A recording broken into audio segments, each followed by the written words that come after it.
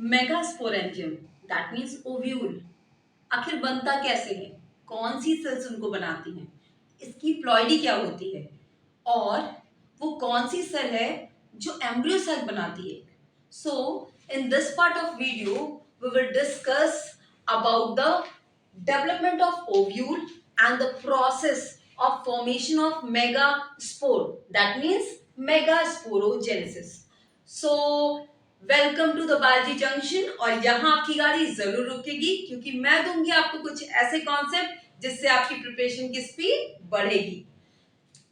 So now जैसा कि आप जानते हैं दैट जो ओव्यूल होता है that develops from ovarian wall through the placenta. तो ये जो प्लेसेंटा है दिस इज प्लेसेंटा. इसमें से जो ओव्यूल होता है वो सबसे पहले एक आउट ग्रोथ की तरह स्ट्रक्चर निकल के आती है लाइक दिस. ये आउट ग्रोथ जो है ये जो सेल्स होती हैं वो एक्चुअल में न्यूसिलस की सेल्स होती हैं और इस समय इनकी जो प्रॉपर्टी होती है दे आर अनडिफरेंशिएटेड सेल्स. तो इस समय ये कैसी होती हैं, अनडिफरेंशिएटेड होती हैं और ये मेरिस्टेमेटिक होती हैं. ये डिवाइड करने के लिए स्पेशलाइज होती हैं. मेरिस्टेमेटिक सेल्स होती हैं और ये सब एक जैसी सेल्स होती हैं. सो ये आउटग्रोथ जिसमें कि न्यूक्लियस सेल्स हैं इन्हीं से ओव्यूल का फॉर्मेशन स्टार्ट होता है.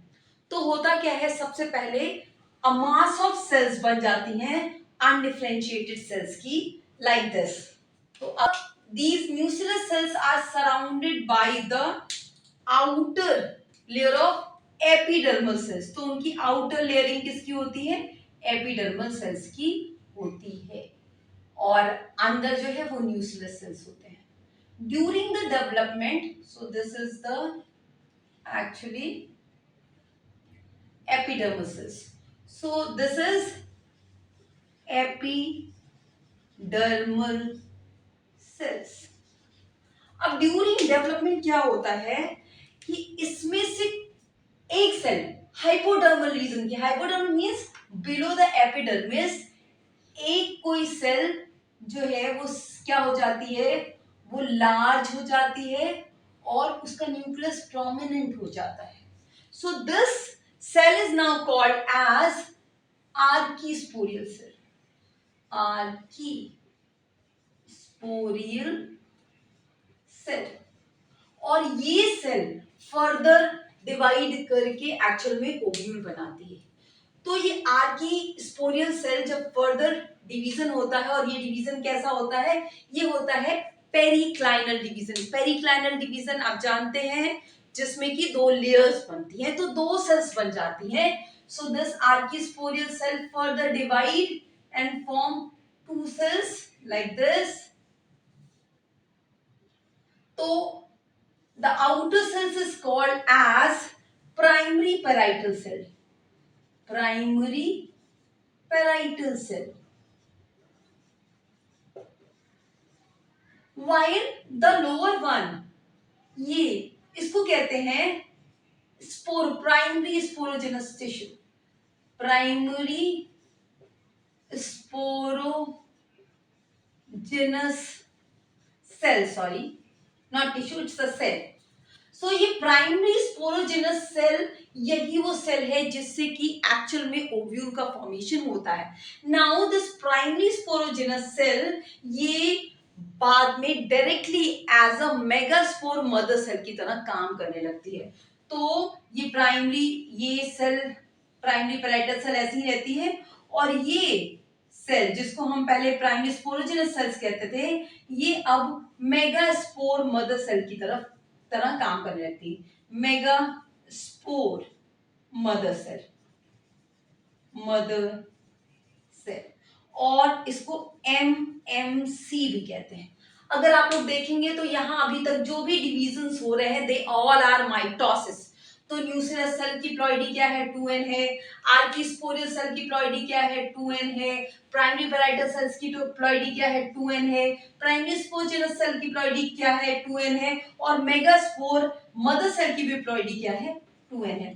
One more thing which you have to remember कि ये जो मेगास्पोर मदर सेल होती है वो होती है वो सेल जो कि माइक्रोपाइलर रीजन की होती है। तो ये माइक्रोपाइलर रीजन की सेल्स है, माइक्रोपाइलर रीजन की सेल होती है जो कि मेगास्पोर मदर सेल बनाती है।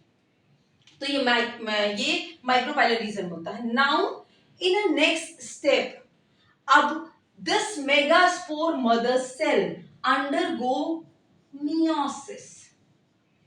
तो ये मेगास्पोर मदर सेल में मियोसिस होता है और इससे ऑब्वियसली जैसा कि आप जानते हैं मियोसिस के थ्रू एक सेल से 4 सेल्स का फॉर्मेशन होता है। So there is formation of 4 cells, 1 2 3 and 4, and these cells are arranged in linear tetrad, linear tetrad।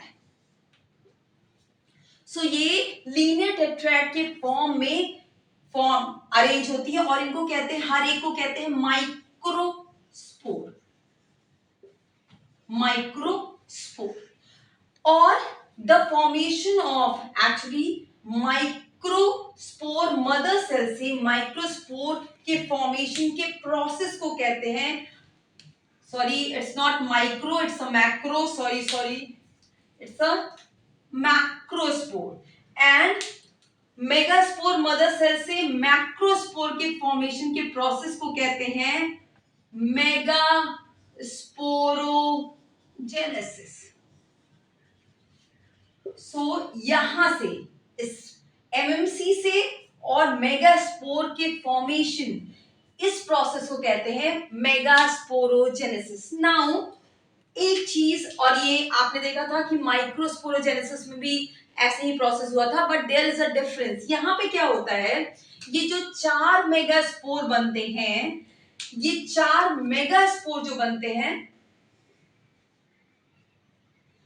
ये जो 4 मेगास्पोर बनते हैं उनमें से 3 डीग्रेड हो जाते हैं, ये डीजेनरेट हो जाते हैं। So this one is degenerated, this one is degenerated, this one is degenerated, only one is functional. So functional megaspore, this is functional megaspore। so ये जो फंक्शनल मेगास्पोर होता है वो एक ही बनता है, और ये जो मेगास्पोर फंक्शनल होता है वो चैलेजल रीजन का होता है,